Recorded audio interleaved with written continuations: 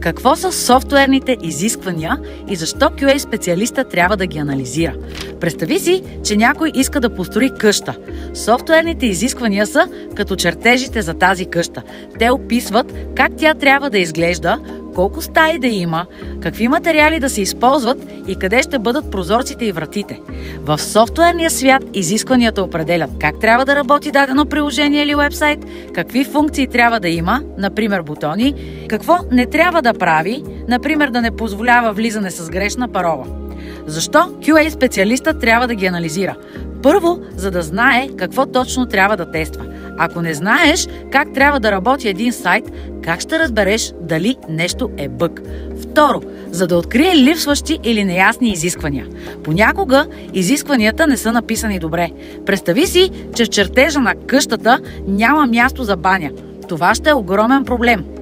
Трето, за да гарантира, че продуктът ще е удобен за ползване и логичен. Затова QA специалистите гледат софтуера пред очите на потребителя. Ако нещо не е описано добре в изискванията, крайният продукт може да бъде труден за използване. Накратко, софтуерните изисквания са планът за софтуера, а QA специалистът е като детектив, който проверява дали този план е ясен, правилен и пълен, за да няма изненади по-късно. За да научиш повече за QA професията, последвай ме!